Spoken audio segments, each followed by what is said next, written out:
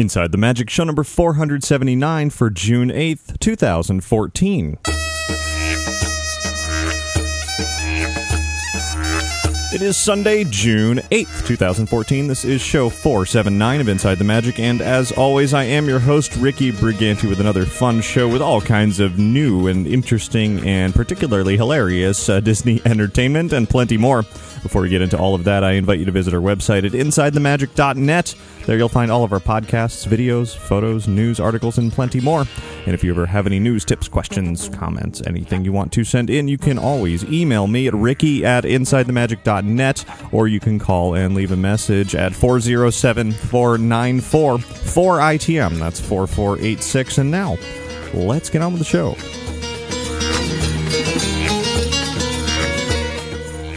This week's episode of Inside the Magic is brought to you by Magical Travel. Free dining is back for travel between August 31st and December 23rd, with most states included. Certain restrictions do apply. You're going to want to book now for the best availability by calling Magical Travel today at 866-207-8387, or you can visit their website at magicaltravel.com to receive a free price quote. And when you do that, be sure to mention Inside the Magic for a free Disney gift card for qualifying bookings when you book your Disney vacation with Magical Travel.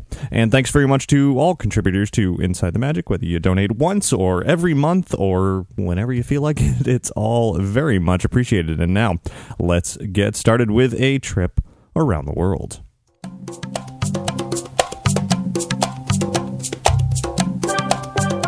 Lots of big happenings around the world of Disney over the last few days. A new concept store has opened up out here at Walt Disney World at Downtown Disney as part of the transition to Disney Springs. The store is called Marketplace Co-op. It opened just a couple of days ago on Friday, replacing the old sports store that was there. And the new Marketplace Co-op store has 6 different areas within it, and they're going to change over time. They're not set in stone. It's almost like a little mini mall within the store itself. The walls are on wheels and can be reconfigured as needed. There's different signs sort of indicating each of these little mini storefronts. Currently, the 6 areas that are offered are D-Tech On Demand, which is customizable phone cases and other tech products. There's the Trophy Room, which is most similar to the store that was there formerly, featuring sports merchandise. Beautifully Disney has a line of exclusive makeup and other products similar to that. There's an area called Zoe and Pickles, which is definitely apparel for younger Disney fans, sort of aimed at, teenage girls or so. Cherry Tree Lane is in the back, and that has accessories like shoes, bags, jewelry, sunglasses, the Dooney and Burke bags, and all that kind of stuff. And then, the part that's definitely the most popular among the hardcore Disney fans is the Centerpiece. That's actually the name of the area. It is definitely the centerpiece of the store, because it has lots of, mostly kitchenware, but highly themed to parts of the theme parks themselves. I did not leave there without buying quite a lot, actually. There's Adventureland-themed merchandise and Polynesian-themed merchandise and, Tiki Room, Jungle Cruise.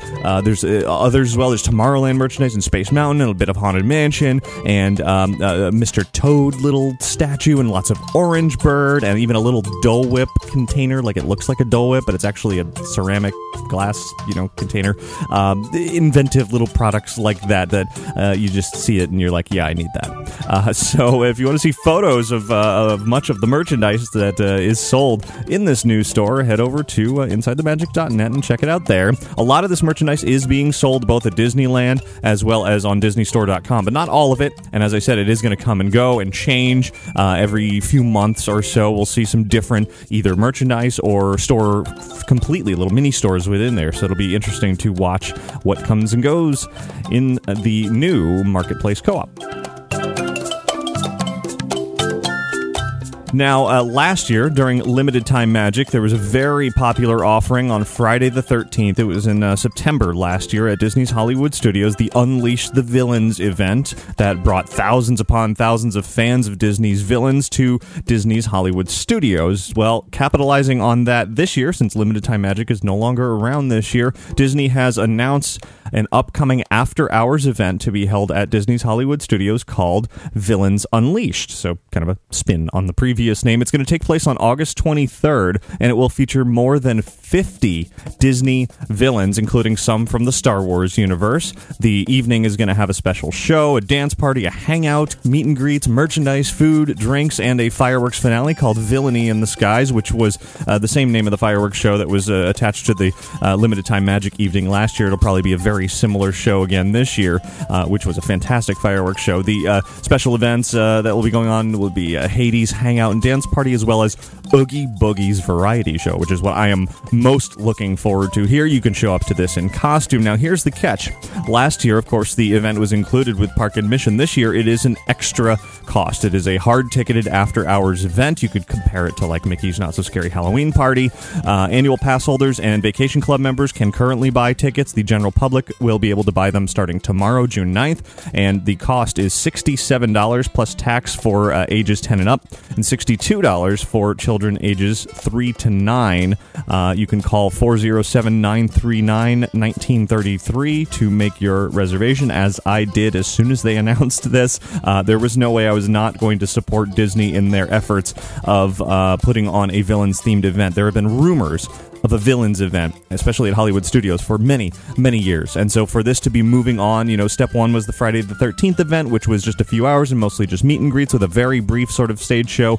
This is now step two, it seems like, with an even more elaborate offering, and I would love to see this continue to expand in the future and really taking this concept further and further. And the only way that's going to happen is if this becomes a success. So if you are interested in this, I definitely recommend, without even having, knowing too much more about it, go buy this ticket, go there, show your support for the Disney villains, because it should be pretty fun. It's a little pricey, yeah, $67 for an evening, but I think it will be worth it. Now let's jump over to the other exciting area. What's really the most exciting thing going on in Orlando right now at Universal Orlando, the Wizarding World of Harry Potter, the Diagon Alley expansion is just about complete. In fact, so much almost complete that Universal just a couple of days ago invited out some of the Harry Potter film stars to take a tour. It was the Weasleys.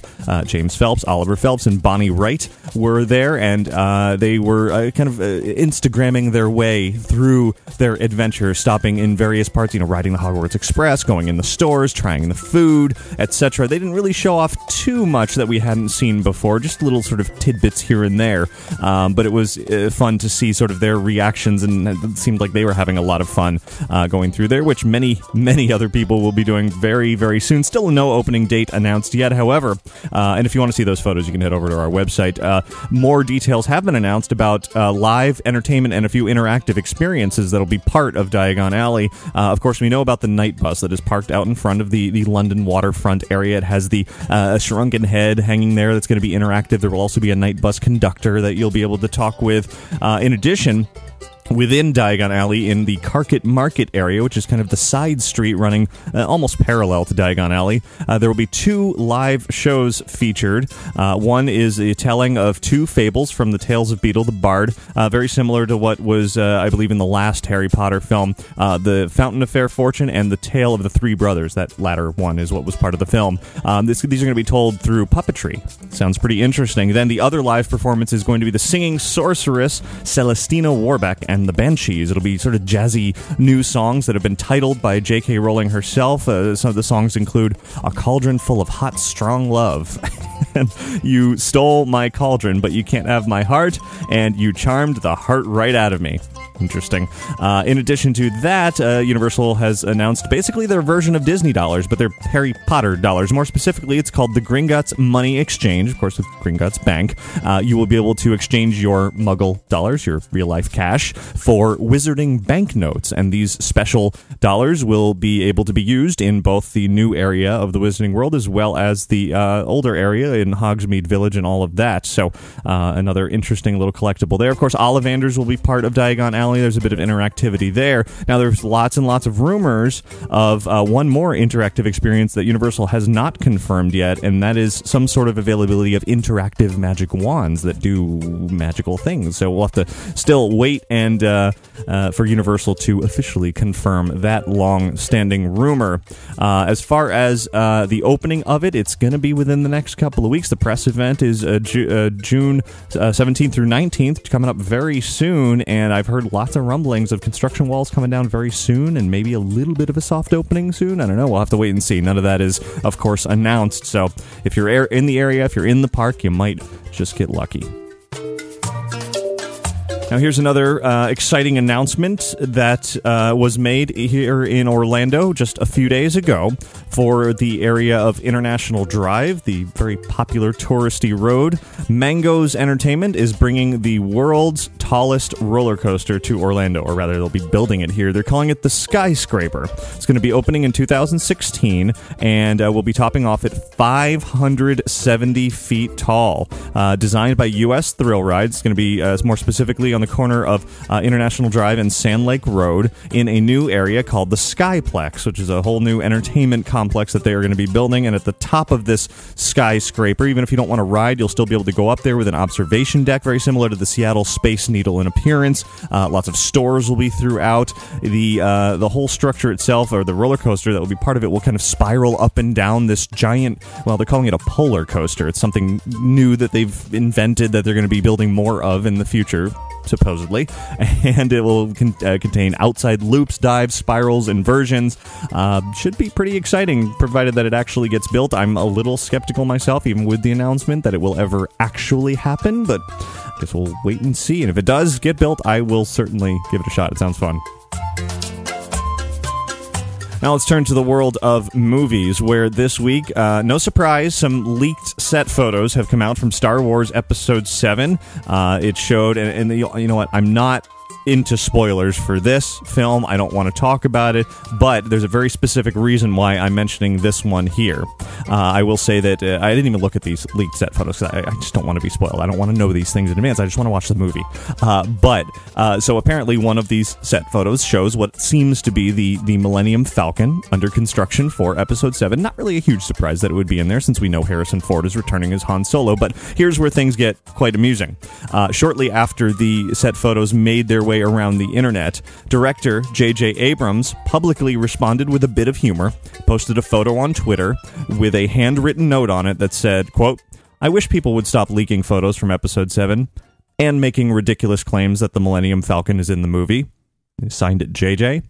And if you looked at the background of the photo behind that note, if you're a big Star Wars fan, you probably noticed the holographic game that is famously played aboard the Millennium Falcon. So it's JJ's way of officially confirming that, yes, the Millennium Falcon will be in the movie. Now stop leaking stuff, basically. So I agree with him. You know, let it sort of run its course. And we're actually going to have a little bit more on this topic from somebody else very important to the Star Wars universe a little bit later in the show. Speaking of Star Wars, though, another Star Wars standalone movie has been announced. Not really any details about the movie itself. We don't know who's going to be in it, or even what it's going to be about, or when it's going to come out, for that matter, but there will be another one, separate from the trilogy, and this one is going to be directed by Josh Trank, who directed Chronicle. That's all we know. So he's going to be directing a Star Wars movie of some sort sometime in the semi-near future. Moving on to the world of television now. Of course, in the season finale of Season 3 of Once Upon a Time, the world was surprised as Elsa from Frozen showed up. You didn't see her face, and that's because they hadn't cast that role yet. They were just teasing for Season 4 that Frozen will indeed be part of the show. Well, now, apparently Once Upon a Time and ABC are indeed casting those roles, and I say roles because not only is it going to be Elsa in Once Upon a Time, but also Anna and Kristoff will be in there as well. So those, they're figuring out exactly who's going to play those people now, working on casting, as well as sort of rumors and hints going around that maybe Olaf will make an appearance in some fashion. So those who are Frozen fans, maybe not watching Once Upon a Time, feeling that show's going to get a whole lot popular next season. In the world of video games, of course, this week is the big E3 event. It is the biggest of the video game events, at least in the U.S., every year, and Jeremiah Dawes will be out there covering it for us here, so looking forward to whatever he is able to report on there in the world of Disney, one of which will be from Disney Interactive and Harmonix. They're going to have the latest from Fantasia Music Evolved there, and they have just recently announced its release date. It'll be available for Xbox One and Kinect for Xbox 360 on October 21st of this year, 2014, with even more information and content to be revealed at E3. So definitely stay tuned this week as Jeremiah heads out there to check out that and Disney Infinity and whatever other interesting properties can be found throughout that world of video games. And actually wrapping up the news a little bit shorter this week, because I only recorded the last podcast a few days ago because it was a couple of days late, but I do want to mention here at the end of the news segment a couple of things that I posted over on Outside the Magic. I had mentioned last week, of course, and actually talked quite a bit about and shared a lot of audio from the Spooky Empire's Mayhem event, shared all the Disney fun from that. Well, this week I got through and posted the rest of the non-Disney stuff over on OutsideTheMagic.com. There you'll find a great tour of the Mucklebones Museum, a great tribute to sort of classic Halloween imagery, a tour of the It's Alive project, where really talented artists did their take on the Bride of Frankenstein. They were given a blank bust, and they sort of made their artistic spin on it. There were some Disney connections in there as well, so you should definitely check that out. The special post on just the cosplay of the event, and then the reunion, 30th anniversary reunion of the cast of A Nightmare on Elm Street, which was a whole lot of fun. So if you're into all that stuff, go check that out on Outside the Magic, and that'll do it for your news from around the world this week. But please do stay tuned for a couple of really fun and exciting things that happened over the last few days out here at Walt Disney World.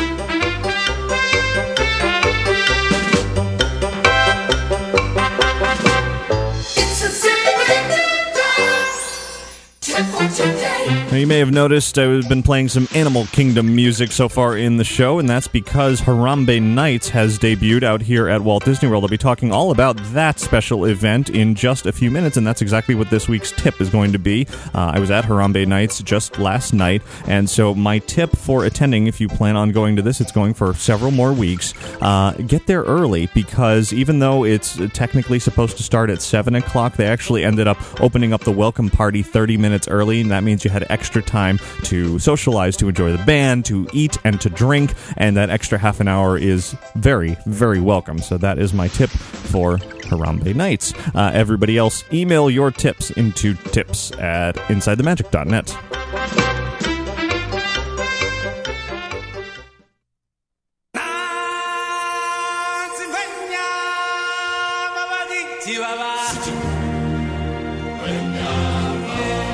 And now I do want to talk about the special event that's going on Saturdays at Walt Disney World at Disney's Animal Kingdom now through August 9th, and it is called Harambe Nights. Last night was the debut of the event. There are 2 ticket levels for each night of this event. It's an after-hours event after the park has closed, located in the Harambe area, the Africa area of the park. And for adults, it's $119 for a ticket. For children, it's $79 for a ticket. There were premium tickets available, but those have, from what I understand, sold out already for all of the weekend, so you'll just have to go with the regular ones, but I'll talk about the difference between that. Really not that much of a difference anyway.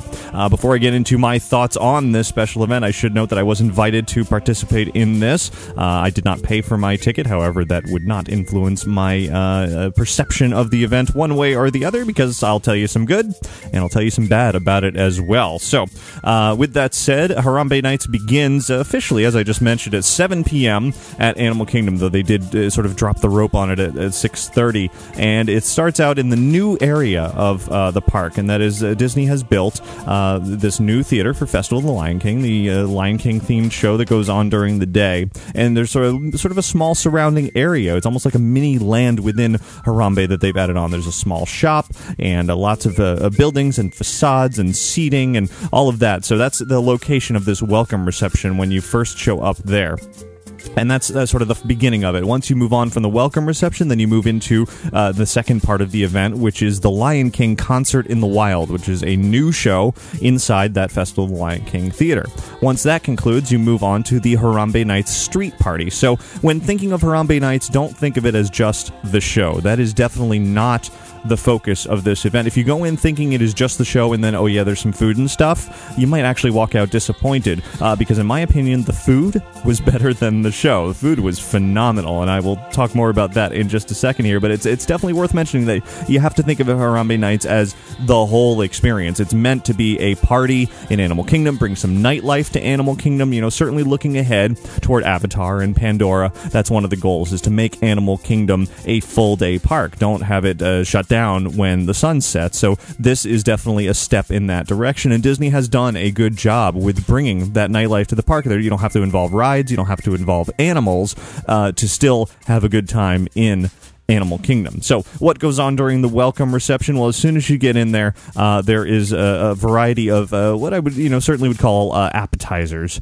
awaiting you there. There's a live band playing immediately, playing some, African-style music. There's a host of the event welcoming you in. There's a few costumed characters on stilts. There's face painting going on. They'll give you some sort of fluorescent, almost tribal-influenced face paint for those who want to participate in that, and the appetizers that are laid out include what they're calling, their quick bites. They're a spicy Durban chicken, a Moroccan beef kefta, a pickled fennel paneer cheese in a little cup, and a safari cheeseburger roll, which... yeah. So the definitely, I kind of would sort those in my order of preference in exactly the order I just said. The Durban chicken was very good. It wasn't as, it's called spicy, but it wasn't that spicy. The Moroccan beef was pretty good. The fennel paneer cheese didn't really have any flavor at all. And then the safari cheeseburger roll it's basically an egg roll mixed with a cheeseburger, and it's particularly greasy inside, and it's definitely geared toward those who might be afraid of the African spices that they would put on there, and they want a more American flavor. So not really my thing, but I could see where some would eat those up like crazy. Now, in addition to that, and this is going to be a big draw for the adults attending Harambe Nights, throughout the welcome reception and the dinner afterwards, there's an open bar. In fact, there's many open bars for the entire night, except during the show.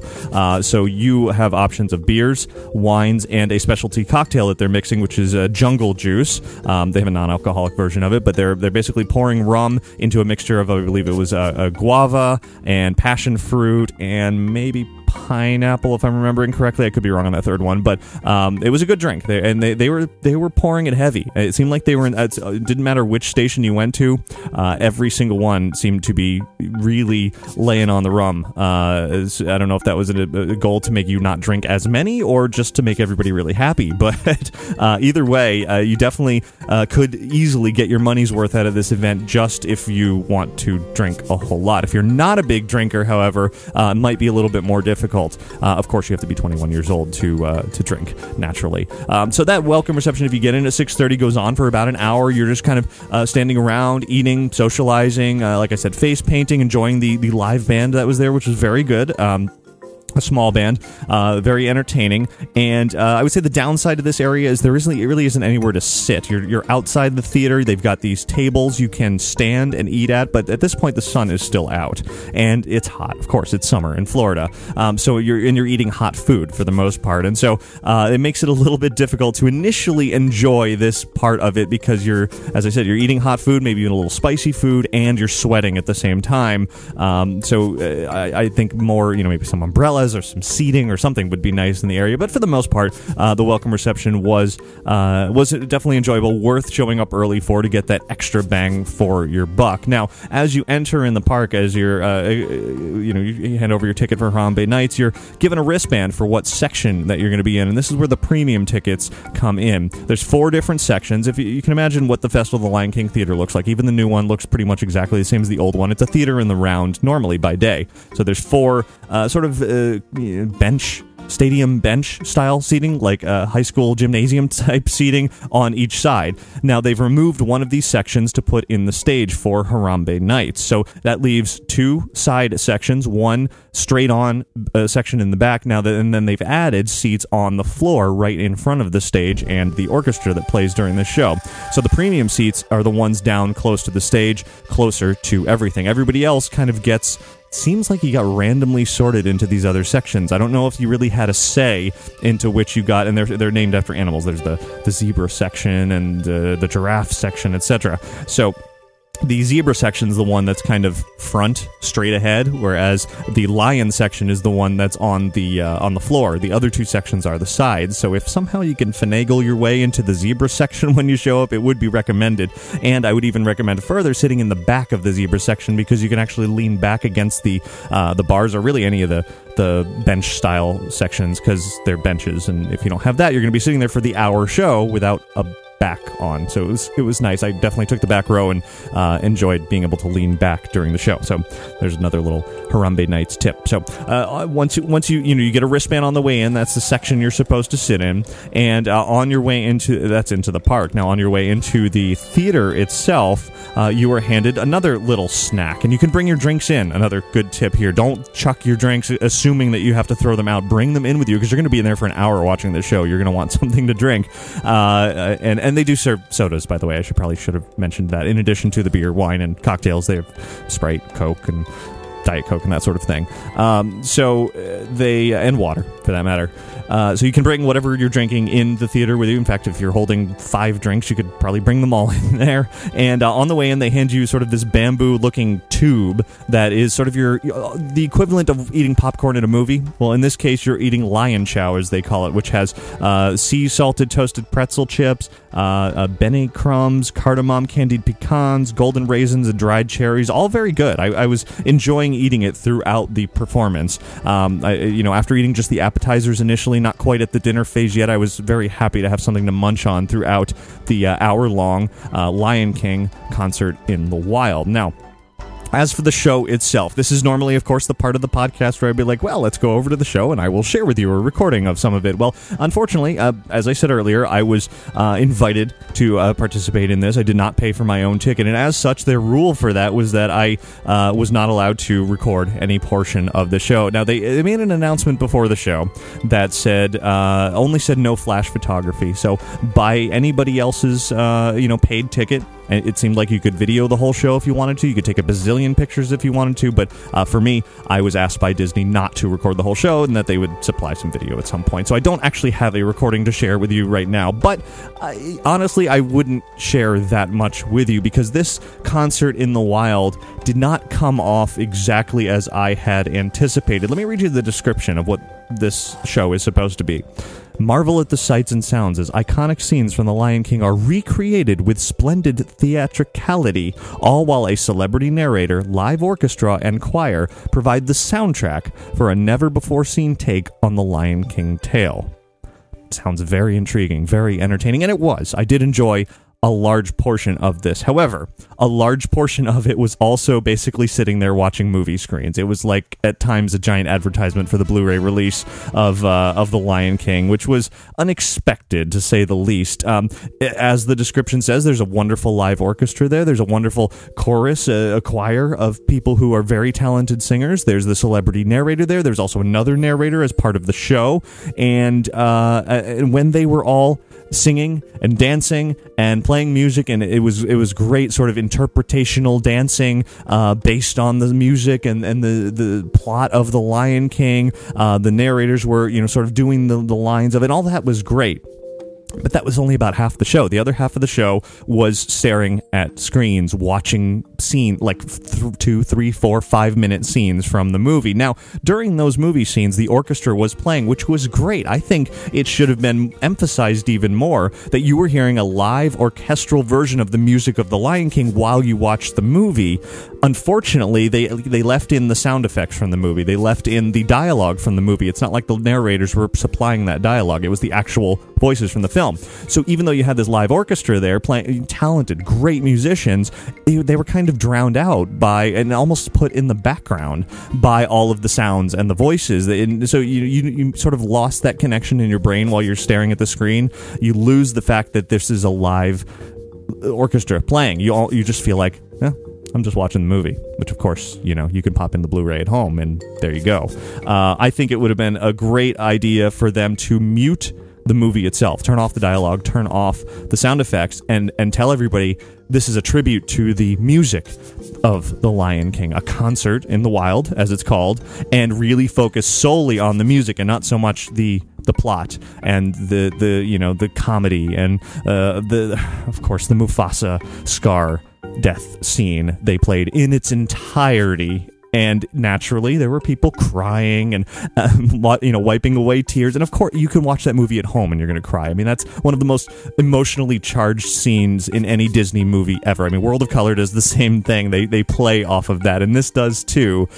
But you're not responding to the show itself at that point. You're just responding to the movie, the very well-crafted classic Lion King film. But it kind of misses the mark a little bit on a live show at that point. So I would have loved to have them just mute the movie and let me enjoy and listen to the music itself. Now, yes, I'm going on and on about the negative parts, so let me talk about the great parts. When it was sort of the first half was really reliant on the movie clips, very much so. I mean, the list of songs, I'll include that. There's quite a lot of songs. Of course, there's Circle of Life. There's I Just Can't Wait to Be King, Be Prepared, Hakuna Matata, Can You Feel the Love Tonight, etc., etc.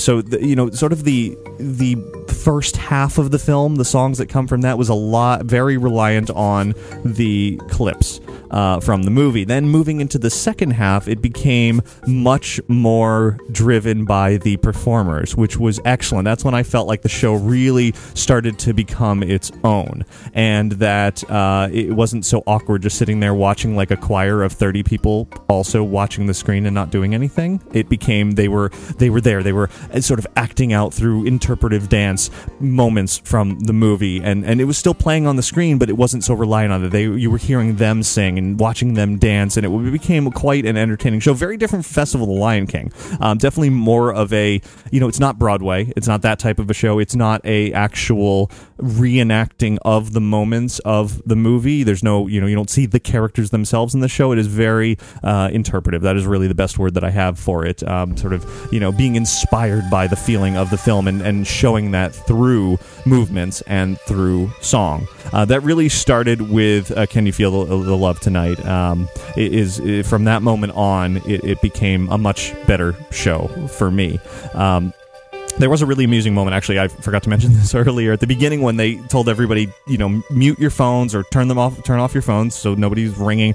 Turn off your flash for your cameras. The sort of host of the event also held up what he was reading off of, which was essentially an iPad, a tablet. He held it up and he basically said, "Don't do this," and block everybody behind you, and the whole crowd applauded. So it was Disney's way of jabbing at the people who hold up the iPads and block everybody behind them, whether it's at a show or fireworks or whatever. So yes, I applaud them for making that specifically known, and within a couple of minutes I saw somebody recording the show with an iPad, which was, yeah. So the celebrity narrator last night for this first night was Viola Davis, the Oscar-nominated star of The Help, and it was interesting. I didn't really feel like the show needed a celebrity narrator. I didn't think she added much to the show. She was there, and she played her role. There were a few technical glitches, which should be expected on opening night of just about anything. But other than that, I don't feel like she added to the show. She was just she could have been replaced by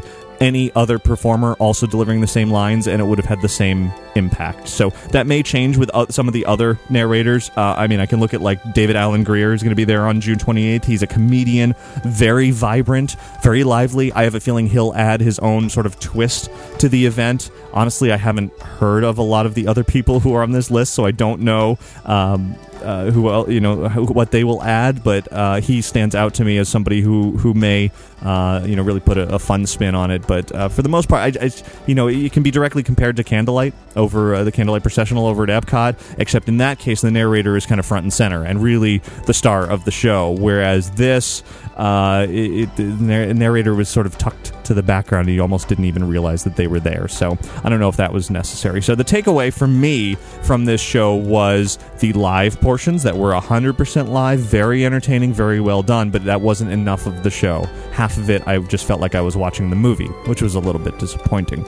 Fortunately, immediately after leaving that was the Harambe Nights street party that went on for 2 hours, not in the area around the theater, but the full entirety of the Harambe area, all the way back to Kilimanjaro Safaris. The ride was not open, but you could just walk up and down through. The Tusker House restaurant was open for indoor seating if you wanted to get away from the DJ dance music that was going on. And to Disney's credit, they did not venture off into your standard dance party music by the end of the night. They kept the theme. They kept it. It was pop music, certainly, but it was African sort of sounding, and perhaps even actually African pop music, which was nice. They really made sure to keep that going throughout the night and give that, I don't know if authentic is the right word, but it felt right for the park, which was nice that they kept that going. But more importantly than that, the food was phenomenal. I was not expecting, I would never expect buffet food to be this good. I mean, I go to Boma all the time. Certainly, I love the food there. I would actually say the food served at Harambe Nights is better than Boma, and that's saying a lot for me.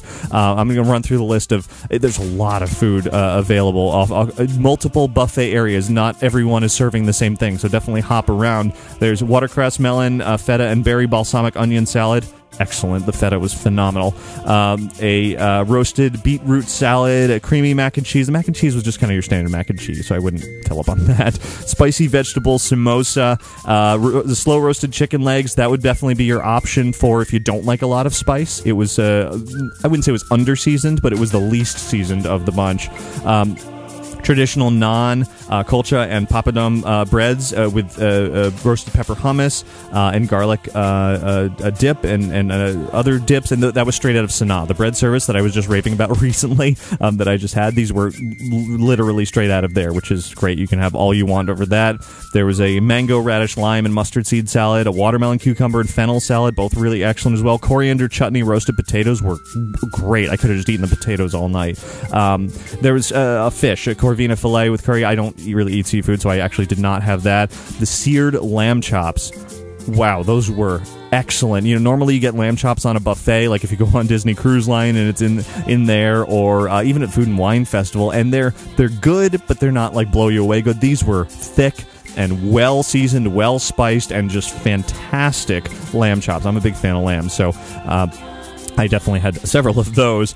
Fork tender, pearl barbecue pork, and vegetarian eggplant tikka masala curry. And again, very, very good. Butter chicken thighs, also very good. So throughout, I mean, you will, no question about it, you will completely fill up on food and then some. You'll want to go back for seconds, and you'll just keep eating because it is tremendously good. The desserts were not quite as good. There's a small variety of them. Golden pineapple with toasted coconut, apple slices, ripe melon, rice pudding, some chai cream with zebra stripes, and then sort of your assortment of ice cream bars like the Mickey Premium Bar and whatnot. I didn't think the desserts were fantastic. I wish they were like zebra domes or something. But short of that, really the entree food was the highlight of the entire evening. Being able to sit around, actually sit comfortably. Like I said, you can go inside the Tusker House if you want and just sit and enjoy. Definitely a really nice dinner. So when you're talking about paying $120, $119 to go to this event, you're definitely paying for the food and the party aspect more than the show, in my opinion. If I were to pay $120 for that show, I would be really, really disappointed. But maybe it's a $30 show, and then you paid a lot for it. Especially, like I said, the drinks continue throughout the night, and if you manage to really enjoy a drink and have several throughout the evening, then you will find enough value out of that $120 plus the extra entertainment. Now, at the very, very end of the night, and this is something I believe I actually missed part of, it ends at 10:30. There's 2 hours after the show. It's a 1-hour show, and there's 2 hours after that in which you can party. I don't know if they ever made an announcement, and I missed it, or they just never made an announcement, or they expected people to leave early. But I guess there was a small gathering of characters and whatnot in front of the Tree of Life, so that you were supposed to kind of see on the way out as a goodbye moment. Well, that ended promptly at 9:30. So those who stayed in the street party until 10:30. Those who stayed until 10:30 in Harambe actually missed what was going on in front of the Tree of Life, which I thought was a little odd. They should have left that going at least until 10:40 or so to give everybody a chance to get out and actually see it. What I did see, however, and this was an interesting little footnote tonight, on the way out, I caught out of the corner of my eye the Tree of Life had little blue twinkles in it, which was definitely new.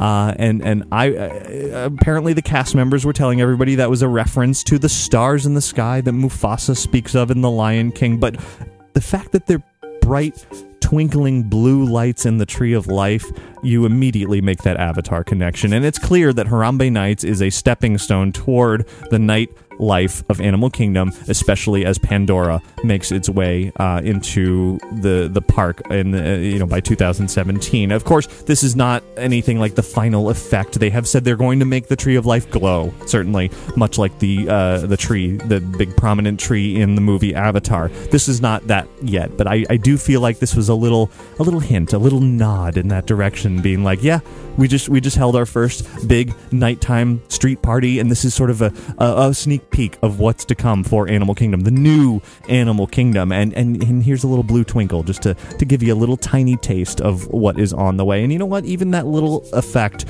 got me kind of excited. I thought it looked nice. I did post a video of it online, and it really doesn't do it justice because of the refresh rate of the video and the frame rate and the way that the lights were. It kind of looks like the lights are strobing and blinking at you. It's not really at all what they looked like in person. It was a much more subtle effect that you kind of had to really focus to see. Very clearly sort of this gentle nudge toward Avatar. At least it was clear to me. So Harambe Nights in a nutshell, if you look at the whole event, I do think $120 is a little steep for it. If I know I've said this a few times already, but you would have to eat and drink your way through this event to make it worth that price, because I don't think the show is quite gonna do it. Now, with that said, if you are a huge fan of The Lion King, you'll eat it up completely. You'll love seeing all the movie clips because, well, you're a huge fan of the movie. For me, I'm just a casual Lion King fan. I don't dislike it by any means. It's a very good movie, but it's not one of my favorites at all. So for me, just sitting there and watching clips of The Lion King was not exactly what I was hoping for when going into a show. So there's that. There are many nights still available. It runs all the way through August 9th on Saturdays, and tickets are available for the regular seating for all of that. And the only difference really between the regular and the premium is just the separate section to sit in for the show, which is not that big a deal. So if all of that sounded like a good time to you, and everybody definitely had fun. I mean, there were smiles on everybody's faces, and with great food and great company, and there were characters, meet and greets and that sort of thing. It was overall an enjoyable evening. Just don't set your expectations way too high for the show, because it's not quite way up there. So there it is. Harambe Nights. I'll be posting more about that over on InsideTheMagic.net very soon, including some video as soon as Disney gets that over to me, along with some pictures as well.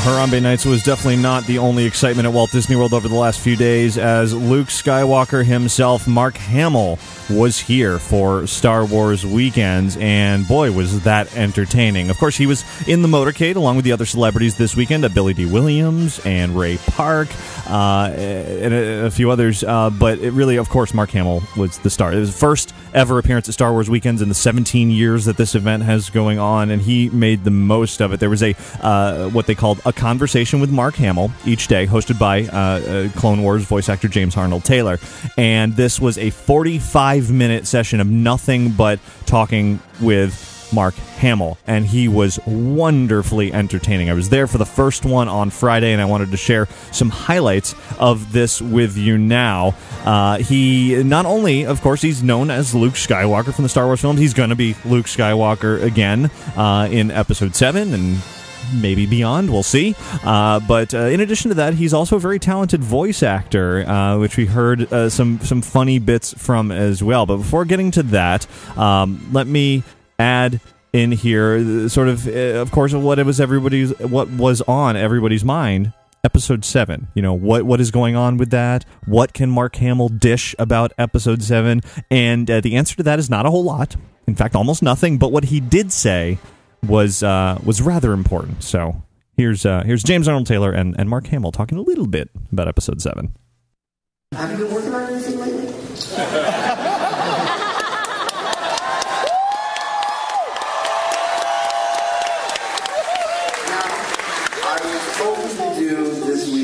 Clean shaven.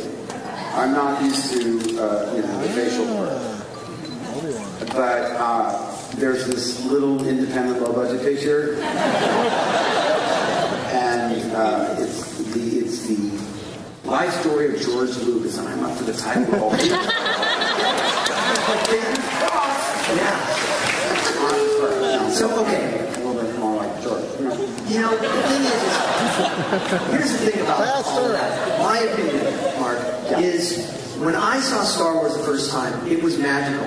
It was magical for so many reasons, but one of the reasons is I didn't know everything about it. I went in, and I just was taken up in the magic of all of it. And that's what I am looking forward to about Episode 7. Is just having that time where I try to just shut away. So I want to talk to you about your career. I want to talk to you about Star Wars 4, 5, and 6. I want to talk to you about how it all began. So if you don't mind, we're gonna skip over all that because I want to be excited. I know some of you want to be surprised when you see this movie as well, right?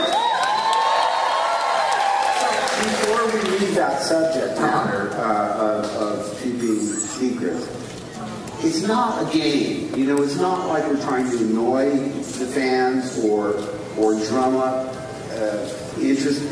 You know, it's like trying to plan a really big, elaborate surprise party, and you're trying to decide what food you're going to get and who's going to decorate it, and you know where you're going to have it, and so forth. And it's it's mostly so we can maximize your eventual enjoyment of the picture, and we want you to see it at the movies, not on the internet. And so it's very nice.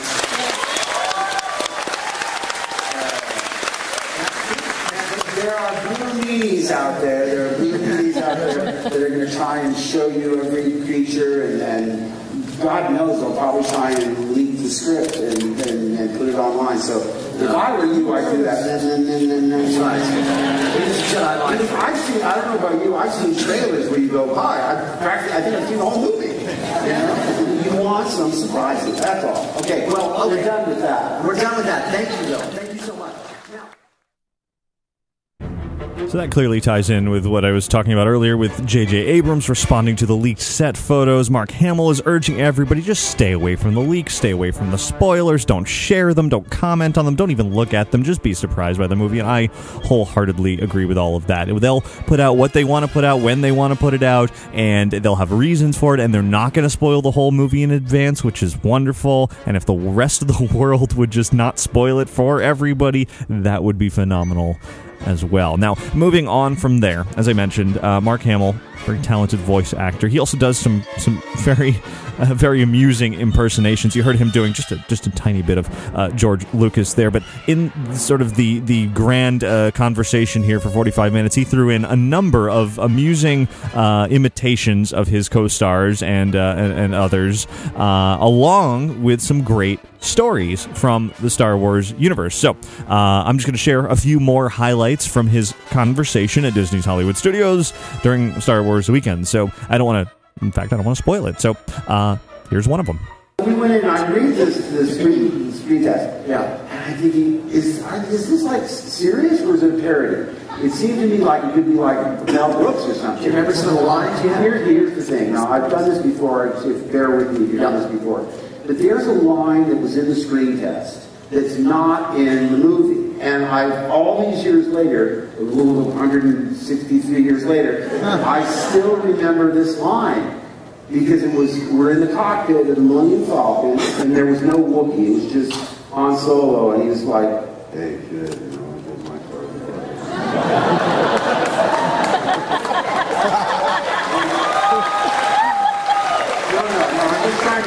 to make sure that minimalist, low energy that Harrison does. And you need to lean into everything he says because it's like he's hypnotizing you at the same time as he's delivering dialogue.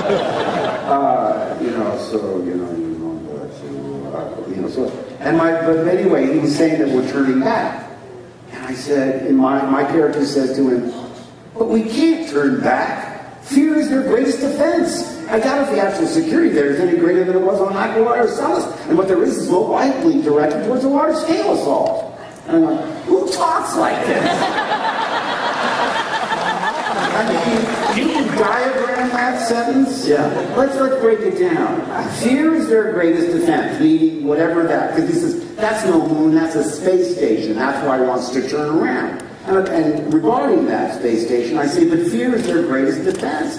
I doubt if the actual security there is any greater than it was on Aquila or Sullus, two made-up names of little asteroids, that I get. Sure. And what there is most likely directed towards a large-scale assault. In other words, we're small enough in the Millennium Falcon to slip in because they're looking for big armadas. Yep. So it made sense when I broke it down. But I remember saying to George, I said, this is like kind of in fun, and he was like, well, let's just do it and we'll talk about it later. Which I later learned from experience, when George says that, it means let's do it now and never talk about it.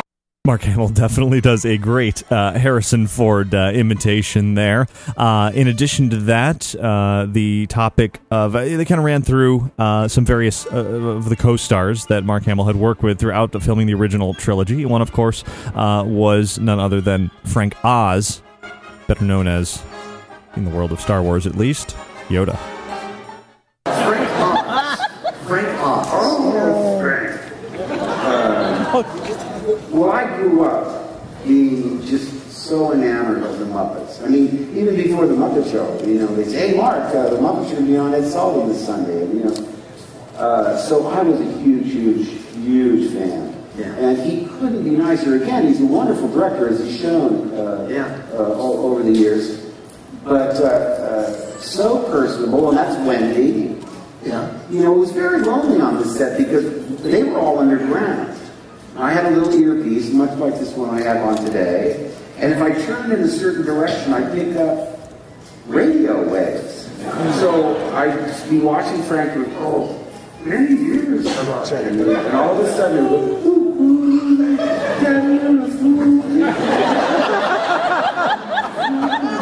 I go, I'm in the Rolling Stones. Oh, there he is. I said I sort of laughed. Right in Yoda's face, didn't I? You do a pretty good Yoda. I think. Well, you know what happened is we all started doing Yoda. Everybody, then we'd break for lunch and the boom guy would say, to the commissary you are going? So everybody's talking backwards and talking like Yoda. And Frank eventually said, please, it was posted on the call board, please stop doing Yoda because Frank's starting to do your version. Yes. His version. Now, Hamill shared many more fun and amusing stories from the set of Star Wars throughout working on its many years across the original films, and definitely expressed his own sort of geekiness for the subject of sci-fi, and in the process, channeled a bit of Harrison Ford once again. So many of these elements in the movie were right out of the kind of things that I loved when I was a kid. Tarzan movies and, swashbuckler pirate movies, cowboy movies, and it just seemed like a dream come true. I mean, I was a kid that read Famous Monsters magazine, built all the Aurora Monster kits. Yeah. So I was the one that would really get it. Hey, you guys! Our faces are matched on the back of cereal boxes. I can't believe it. And Harrison like, hey, I didn't get in this business to be on a cereal box. I said, yeah, we are. I think it's so funny to hear Mark Hamill imitate himself as a younger version of himself, the Luke Skywalker self. He kind of sounds like Wallace Shawn when he's doing that. But anyway, so the absolute highlight of this first conversation with Mark Hamill came maybe 3/4 of the way through when they started to bring in some questions that they had accepted via Twitter.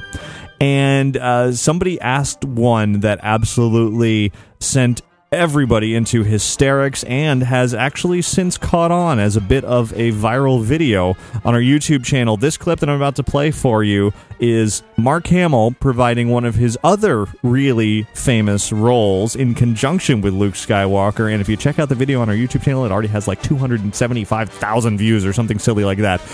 So here it is. If you're a fan of Batman, then you're going to love this. Could you do a short dialogue between Luke and the Joker, where Joker tells Luke...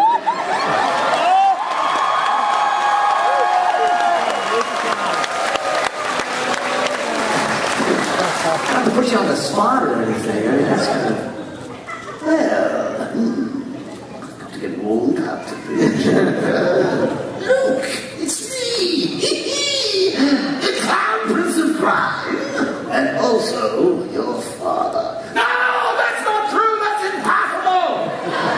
Get used to it, kiddo.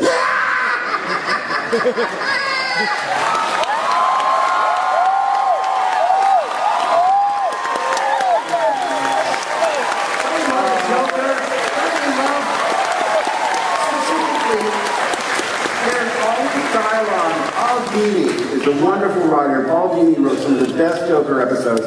And all these years later, lines pop into my head like, without that man, crime has no punchline. Crime has no punchline like it needs one. He's just wonderful, you know. Because let's face it, it's the Dark Knight that made me the happy camper I am today. How I agonized over how to thank him for that. Perhaps with a cyanide pie in the face, or an exploding whoopee cushion painfully placed in the Batmobile.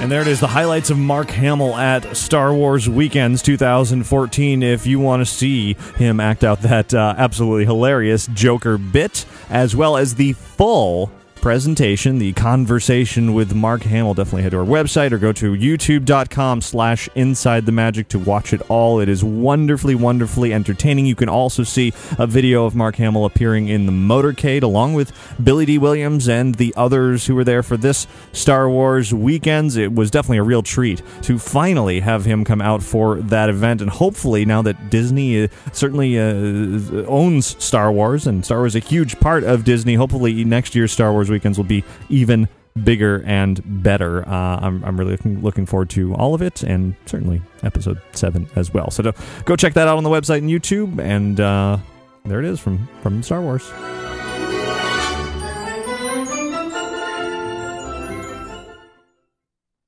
Hey, Ricky. Hi, Ricky. Hi, Ricky. Hey, Ricky. Hi, Ricky. Hi, Ricky. Hey, Ricky. Ricky, this is amazing. Ladies and gentlemen, boys and girls. Inside the Magic listener feedback.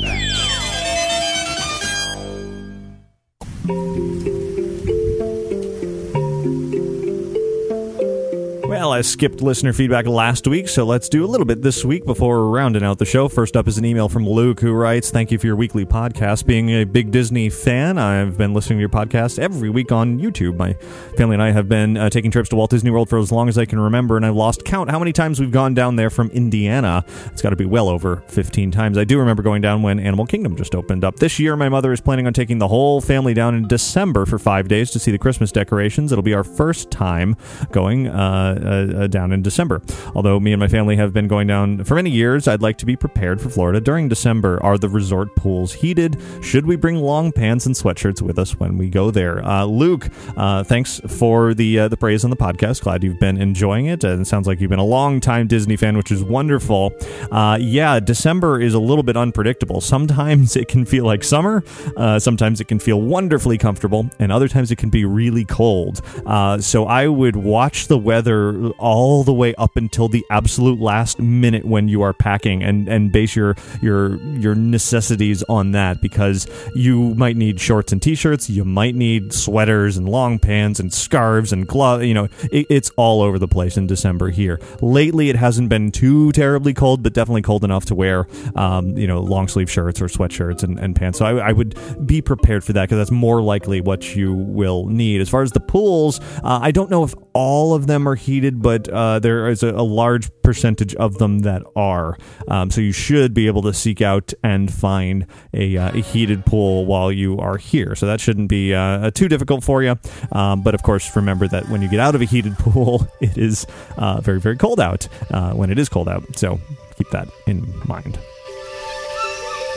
Next email comes in from Susie, who writes, I'm going with my family to Disney World in October, but we're also going to take a day and spend it at the Wizarding World of Harry Potter, including Diagon Alley. We're planning to get the 2-park pass in order to travel between Hogwarts and Diagon Alley, but I'm not sure what to expect in terms of crowds. I know October is not peak season, but do you think the newness of Diagon Alley will keep crowds high? We're going on a weekday, which should help, but should we plan on heavy crowds or not? Susie, yes. Simply, yes. It's going to be very, very popular for a long time. In addition, you're coming in October, which means it's Halloween Horror Nights season, so you got to plan around that. If you want to be there, well into the night and you're not interested in Horror Nights, it's in the same park as Diagon Alley, Universal Studios Florida. So that park, as presumably, they haven't actually announced this yet, but presumably it will be the same as it has been for many, many, many years, and the park will close early in order to make way for Horror Nights in the evening. Now, this is sort of a twist this year. With the popularity of Diagon Alley, I have to imagine, again, this is not official, but I have to imagine they're going to leave Diagon Alley open for Halloween Horror Nights, and they're probably not going to put anything Horror Nights related inside that area. So if you wanted sort of a twist on being able to experience Diagon Alley, maybe getting a ticket to Horror Nights would be a good way to do that, and then just focus on Potter. I have a feeling a lot of people are probably going to do that. In fact, it might actually draw crowds away from the haunted houses of Horror Nights because everyone's going to be so enamored with Potter. Hard to say at this point how that will affect all of that, but it's definitely something to consider when planning your time there. But in short, yes, expect heavy crowds. Next email comes from Barrett in California, who writes, I live out in Anaheim and go to Disneyland regularly with an annual pass. I have claustrophobia and used to be fine with lines, but it's gotten to the point where I had to start avoiding rides like Indiana Jones or Space Mountain if I could not get a fast pass. I used to use the guest assistance card system, but always hated the transaction of going into City Hall and pleading my case as to why I need the special access. Once I would get the card, I would be fine, but would completely avoid going into City Hall and being issued a new card if I left mine at home. Since they phased out that system and have switched over to the new system, I have avoided trying to get one altogether so I don't have to go through the rigorous questing at City Hall. Do you have any tips for me at City Hall to make my transaction anxiety-free and smooth so I can enjoy some of my favorite attractions again? Really great question there, because I know this has been on the minds of many who have had to make that transition from the old system to the new one, and Disney, certainly that is the starting point, like you just said. In order to have the new card that you can then bring around to the attractions and get your return time stamps so you can come back and bypass the lines as needed for your condition, that is exactly what Disney wants you to do, is show up at City Hall, explain your situation briefly, and they'll issue what you need to. So if the simple act of going to City Hall is problematic for you, I know there certainly can be a line there. It's not the biggest area. City Hall in Walt Disney World is fairly large, whereas City Hall in Disneyland is actually kind of cramped. So I could see where that could be a problem with your situation. I would talk to a cast member outside of City Hall. There's usually somebody standing around there. Just to the left of City Hall is actually where the tour guides meet, the ones dressed in plaid, just like in City Hall. A lot of them, in fact, most of them, work in City Hall as well, or they have. So they understand the whole system as well. Maybe even talk to them. That way you don't have to necessarily be involved with that sort of commotion of getting into City Hall. If you explain your situation to them, they may be able to assist you in getting what you need without the actual act of dealing with City Hall itself, if that is the problem. So that's what comes to me as a sort of middle ground solution. Hopefully something like that will work for you.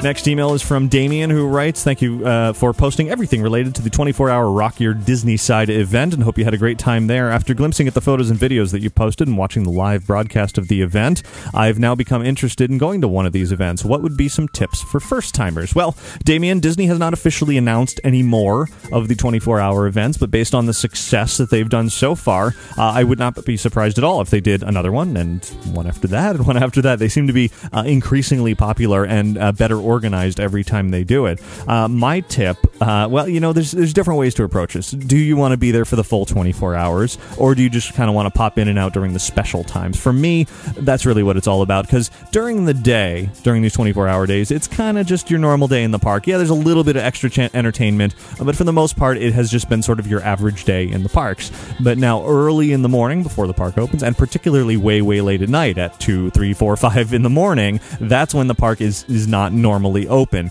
So if you kind of want to just take in the specialness of it, you could show up at 6 a.m., stay for 2 or 3 hours, and then leave and, you know, go rest, take a nap, go in the pool, relax, or maybe stay in the park for a little while and enjoy the rides like a normal day. But at some point, you could venture out and then come back for the late night hours, well rested and refreshed and ready to go. And that way, you can certainly stay very, very late, as I did this past time. I was there till almost 4 a.m. in order to engage in all of the fun, interesting, and unique items that are there. Now, if you are planning on staying for 24 hours, take it easy. You know, go slow, stay well hydrated, feed yourself. Don't expect to, you know, be running around like your typical theme park day and hopping from ride to ride to ride, because 24 hours is a very long time, and you'll just exhaust yourself completely. So I would say my best tip for staying for all 24 hours is to pace yourself, find places to sit and relax, and just enjoy your time while you're there, and then you know, consult the guide, find out when the special entertainment is going on, and enjoy it as it comes.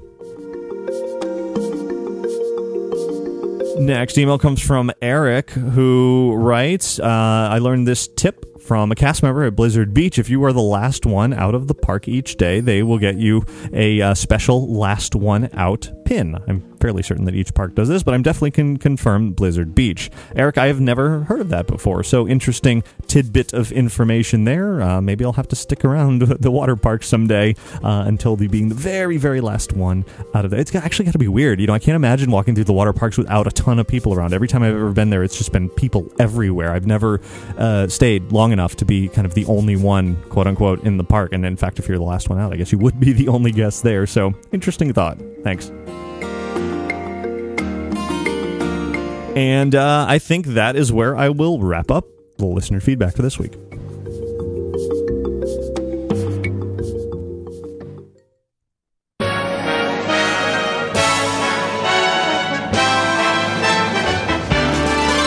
There's a great, big, beautiful tomorrow. And that brings us to the end of show 479. I hope you enjoyed talking all about Harambe Nights, which is an interesting event. I think a very good transitional event. Not necessarily my favorite ever, although the food was fantastic, but I can see the direction Animal Kingdom is going through this event, which is really important. I'm really looking forward to seeing what is yet to come with, you know, we know the Rivers of Light show, the Lagoon show is coming to that park, along with more street parties, and then, of course, ultimately the nightlife, the glowing plants and all of that of Avatar and Pandora. Should be a really, really interesting new direction for that park that I just, you know, you kind of get a taste of with Harambe Nights, and it's fun. You know, it's a good direction that it doesn't have to rely on the rides and the animals to make that park somewhere worth being. And then, of course, there's Mark Hamill. Wonderfully entertaining. You should definitely go check out his whole conversation, as they called it, over on our YouTube channel. Sit there, watch the whole thing. I guarantee if you are a Star Wars fan, a Mark Hamill fan, or just sort of a fan of funny things, then you will be thoroughly entertained by it. I do want to thank Magical Travel for sponsoring this week's episode of Inside the Magic. You can find out more about their services by visiting magicaltravel.com. And, of course, visit our website between episodes of this show. It is insidethemagic.net. It's there that you'll find all of our podcasts, videos, photos, news, articles, and plenty more. And if you want a little bit beyond the spectrum of the usual coverage of Inside the Magic, don't forget to check out OutsideTheMagic.com as well. I've been talking about Spooky Empire lately, but now as we're gearing up into summer, we're moving into Halloween announcement season, and that's really where I'm going to start posting like crazy over there, because it's kind of the reason I started that, was to separate all the crazy Halloween coverage from the family-friendly Disney-ness and put them in two separate worlds, but on the same website. So if you are as big into Halloween as I am, don't forget to check that out. And please you know, if you want to stay on top of all of it, whether it's Inside the Magic or Outside the Magic, find us on Twitter and Facebook. It's the easiest way to get those updates all the time. If you're using those social media services as much as I do, you'll just get it fed straight to you, and you won't miss a thing on there. So thanks very much to all of you for listening each and every week. Looking forward to a lot of great Harry Potter fun coming up in the near future, so it should be pretty exciting. Have a magical week. Bye. There's a great, big, beautiful just a dream away.